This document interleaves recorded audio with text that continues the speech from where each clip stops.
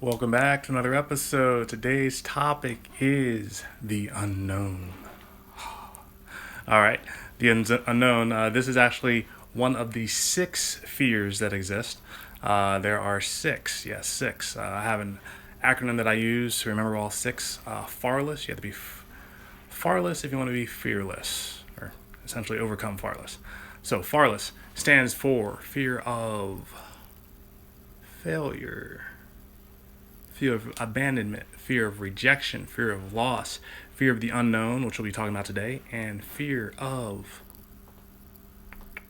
success. Yeah, believe it or not, success. That's actually a fear. But today's topic, unknown.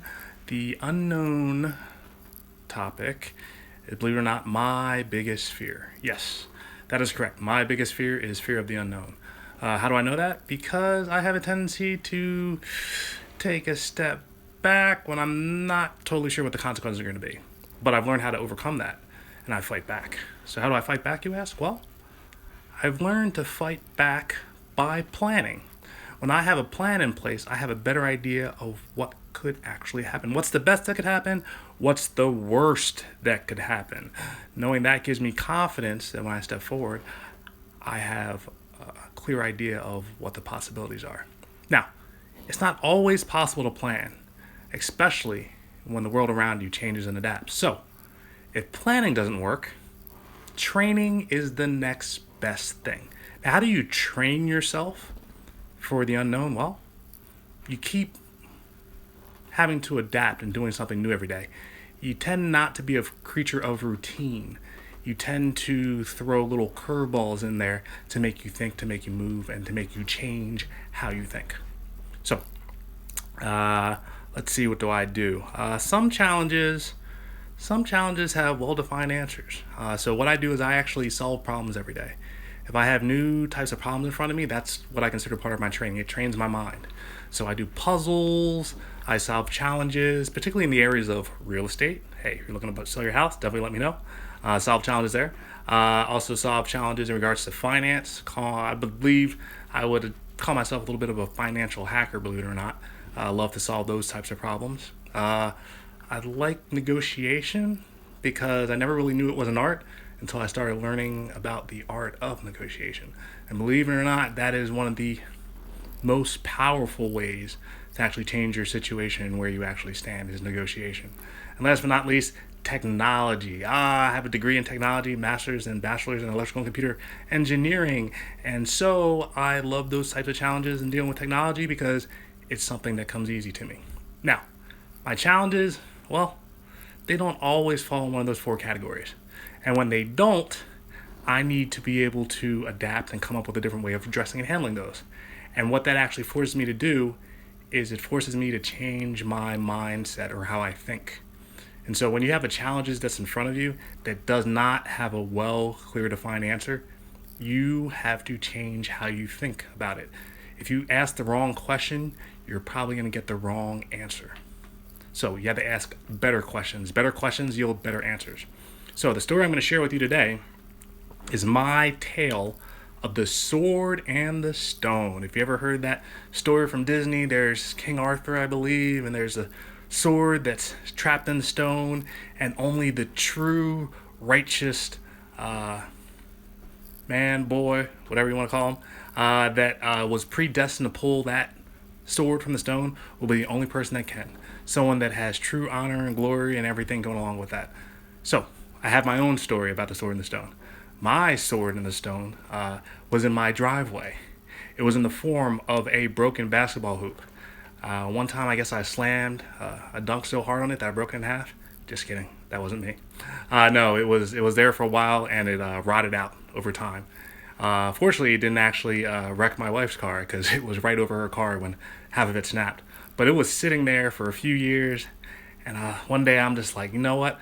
I'm sick and tired of looking at that broken basketball pole on the side of our driveway. So I got a sledgehammer. I went out there, and I was like, you know what? Today's the day. Today's the day that sword's coming out of the driveway. So I started slamming at it with my sledgehammer, and didn't really get too far, you know. Just like, man, I'm not doing too much damage here. So fortunately, it was in grass. So I'm just like, you know what?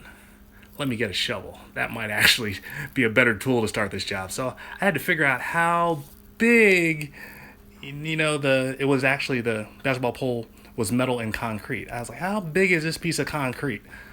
So I started digging around it, just trying to figure out how wide it was.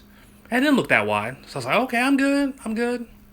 So, I did a little bit of shoveling, did a little bit of with my sledgehammer, and I got deeper and deeper and deeper. And I was like, man, where is the bottom of this thing? This is just nuts.